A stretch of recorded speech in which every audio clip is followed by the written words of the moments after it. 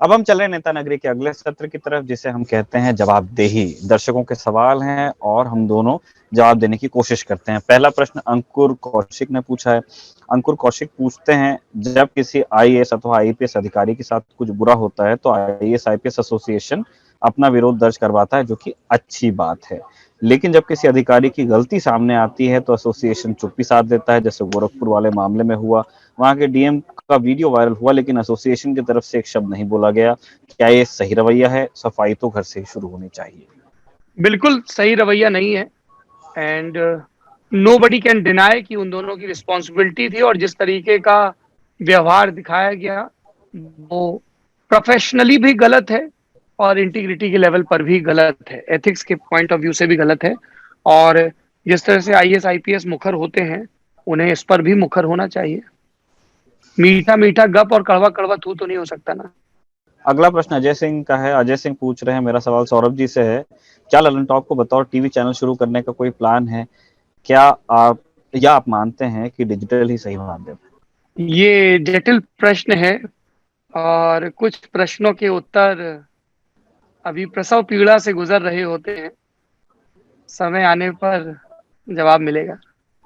लेकिन डिजिटल की ताकत तो अद्भुत है। हम खुद उस संसार के हिस्सेदार हैं, तो डिजिटल की दुनिया तो नहीं छूटेगी। टीवी का व्याकरण थोड़ा अभी हमारी समझ में कम आता है, पर देखिए, ओपन एंडेड है मेरा जवाब। अहान ये वैद्य का तुम्हारा हूं था ना, पहले उस हूं का विस्तार कर लो। नहीं नहीं नहीं, मैं अब ये तो चुहल है। बाकी उस हूं में मतलब वो स्वीकारोक्ति भी है। नहीं, डिजिटल डिजिटल ने कितना डिसरप्ट किया, वरना मेरे जैसे लोग कंपनियों के गेट के बाहर से सीवी लेके भगा दिए जाते थे।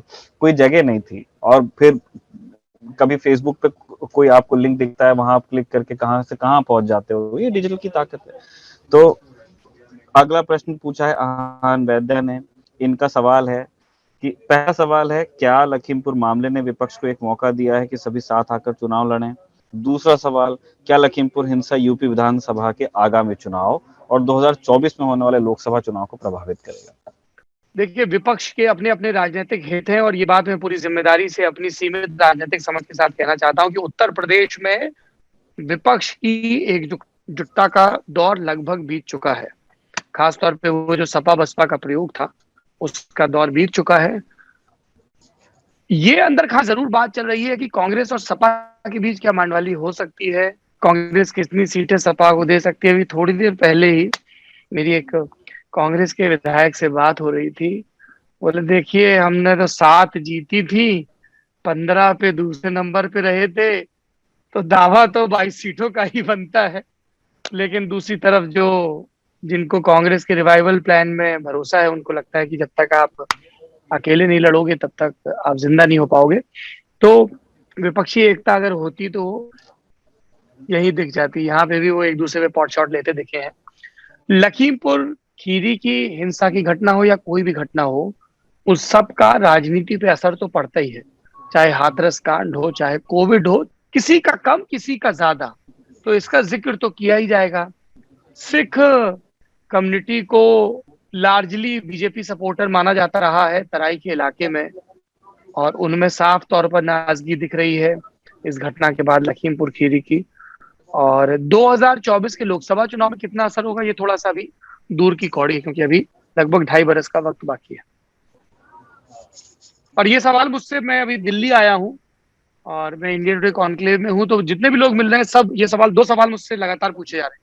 पहला, किसका माहौल दिख रहा है यूपी में, और दूसरा, लखीमपुर खीरी की घटना का क्या असर होगा।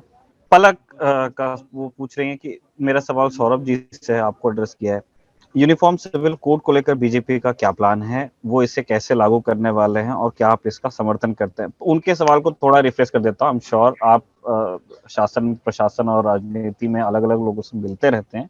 उनसे जो आपकी बातचीत होती है, उससे क्या निकल के आता है? क्या सरकार की ऐसी कोई लाइन ऑफ थॉट है कि आने वाले सत्र या सत्रों में कभी यूसीसी इंट्रोड्यूस किया जाए? और फिर आप अपनी पर्सनल चॉइस तो बताएंगे। मैं पहले अपनी पर्सनल चॉइस बता देता हूँ। मैं भारत देश में यूनिफॉर्म सिविल कोड का सख्त पक्षधर हूँ, अपनी सीमित समझ के साथ। और मैं इसीलिए बार बार फ्रांस का उदाहरण देता हूँ, ठीक है, कि फ्रांस का मुझे विधान बहुत सही लगता है। वहां पे सार्वजनिक रूप से आप किसी भी किस्म के रिलीजियस सिंबल को प्रदर्शित नहीं कर सकते हैं। धार्मिकता आपका नितांत निजी मामला है। राज्य की उसमें भूमिका सिर्फ रेगुलेटरी की होती है। राज्य उसमें पार्टी नहीं बनता है, ये चीज। और भारत में भी मुझे लगता है कि भारत के सभी नागरिकों के लिए समान कानून होना चाहिए, जो संपत्ति के बंटवारे के हों और दूसरे शादी ब्याह इस तरह के हों। इसलिए मैं यूनिफॉर्म सिविल कोड का पूरी तरह से पक्षधर हूँ, और ये बात मैं पूरी जिम्मेदारी से कह रहा हूँ। अब रही बात बीजेपी की, तो कई लोगों को लगता है कि बीजेपी 2024 के चुनाव से पहले इसको एक ट्रम्प कार्ड के रूप में पेश करेगी। अब बीजेपी कोई भी कदम उठाती है तो उसकी दो व्याख्याएं होती हैं, और बीजेपी वो कदम उठाती भी इसलिए है ना। एक होता है कि उनको लगता है कि वो प्रोग्रेसिव दिखेंगे, वो कुछ ऐसे कानून लाएं जो, अगर बिल्कुल आप थ्योरेटिकली बात करें, जैसे ट्रिपल तलाक है। अब ट्रिपल तलाक, इंस्टेंट ट्रिपल तलाक गैर कानूनी होना चाहिए, इस बात से कौन इनकार कर सकता है।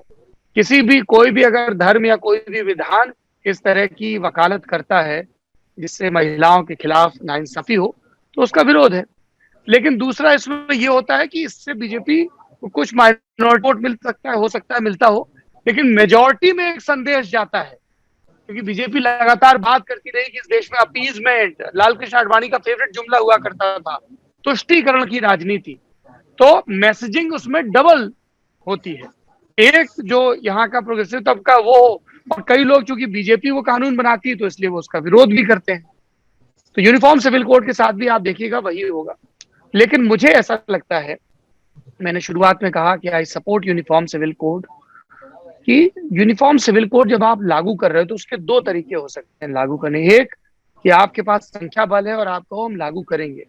दूसरा जो थोड़ा बेहतर तरीका होता है, लोकतंत्र में इतने सारे प्रेशर ग्रुप होते हैं, कि आप अलग अलग समाजों की इंटेलिजेंसिया के बीच वो डिबेट शुरू करवाओ, और वहां का जो प्रगतिशील तरक्की पसंद तबका है उनको इस बात के लिए एनकरेज करो कि वो खड़े होकर कहें कि इस देश में विधान के स्तर पर सबको बराबरी का हक होना चाहिए, ताकि जो भेदभाव हो रहे हैं वो खत्म हो सके, और फिर आप वो बिल लेके आओ। वो ज्यादा श्रेयस्कर तरीका होता है। निखिल, आपकी क्या राय है यूनिफॉर्म सिविल कोड पे? बिल्कुल, उसमें कोई मतलब नो टू व्यूज, उसमें कुछ कोई दो राय का उसमें बिल्कुल। मतलब जगह ही नहीं है। उस बस एक जो चीज है, मतलब टेंडेंसी वाइज जिसको मैं कहता हूँ, कि अभी जो कानून आपके सामने है उसमें जितने भी आपके अलग अलग धर्मों के हिसाब से, या तो हिंदू मैरिज एक्ट बना हुआ है, या उधर कोडिफाई नहीं हुआ है लेकिन शरिया है, और फिर बाकी आपके लॉज हैं, उसमें सबसे सबसे सही है यूसीसी, जो जिसकी हम कल्पना करते हैं उसके सबसे करीब अभी क्या है, उसके सबसे करीब है स्पेशल मैरिजेस एक्ट। और आप अगर अभी, कई लोग उस रास्ते से निकल गए, कई लोगों को वहां पे अभी चल के पहुंचना है, कि आप कोशिश करवा लीजिएगा कहीं आप अदालत में जाकर अप्लाई करके कि आपकी स्पेशल मैरिज एक्ट में शादी रजिस्टर हो जाए। मैंने ऐसे केसेस मैं जानता भी हूँ पर्सनली लोगों को, कि जो दो लोग स्पेशल मैरिज एक्ट में रजिस्टर करवाना चाहते थे, तो उनको वो कोर्ट का स्टाफ ही मतलब कोच कर रहा है, बोले यार अरे तुम तो हिंदू हो, तुम क्यों कर रहे हो स्पेशल मैरिज एक्ट में, नहीं करने देंगे। तो नहीं, वो नहीं करने देंगे नहीं, पर कई बार डिस्करेज करते हैं, ऐसा अनुभव हो सकता है। मेरे तो दो मित्र हैं, उन्होंने नहीं अभी नहीं, किए। मैं हाँ। डिस्करेज करने की ही बात कर रहा हूँ। अब हाँ। वो तो आप जैसा आवेदन देंगे उसी में आपका होगा, लेकिन और जो कर भी ले जाता है स्पेशल मैरिज एक्ट में, उसको थोड़ी अंग्रेजी जब तक नहीं जानेगा तब तक के वो नहीं पार पाता है। तो वो एक वैसी चीज है। तो अगर जब तक के हम यूसीसी का इंतजार कर रहे हैं, तब तक के मतलब उठ करके लोग ट्वीट करें, लोग बात करें कि जब ठीक है यूसीसी आएगा वही। तब आएगा, लेकिन आप तो जाइए स्पेशल मैरिज एक्ट की तरफ। लेकिन अब जहां पे ईमानदारी में कमी होती है वहां ये नहीं हो पाता है। बिल्कुल वही मैंने कहा ना, कि आप, कि आपका ईमान और नियत भी दुरुस्त हो, है ना, सिर्फ कहने भर से काम नहीं चलेगा। चलिए अगला अंतिम सवाल। अंतिम प्रश्न है सूरजनाथ यादव का। इन्होंने पूछा आप ही के लिए ये, कि संविधान सभा के बारे में जानकारी जुटाने के लिए कौन सी किताब पढ़नी चाहिए। किताब देखिए, सबसे पहले तो संविधान पढ़िए, ठीक है। और संविधान की मेकिंग बहुत सारी किताबें हैं। मैं आपको दो दृश्य माध्यमों की चीज रेकमेंड करूंगा। एक श्याम बेनेगल ने जो संविधान पे सीरीज बनाई थी पूरी, वो राज्यसभा टीवी के तत्वाधान में।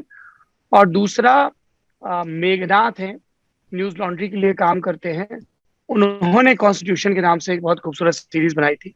इन दोनों को देखने से आपको बेसिक समझ आ जाएगी। बाकी सुभाष कश्यप की किताब तो है ही, जिसका हर कोई जिक्र करता है।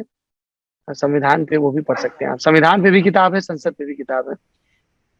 और संविधान खरीदिए और पढ़िए। जैसे हमारी घरों में रामचरितमानस का गुटका रखा होता है, वैसी संविधान की एक प्रति होनी चाहिए और उसको पढ़ते रहिए बीच बीच में।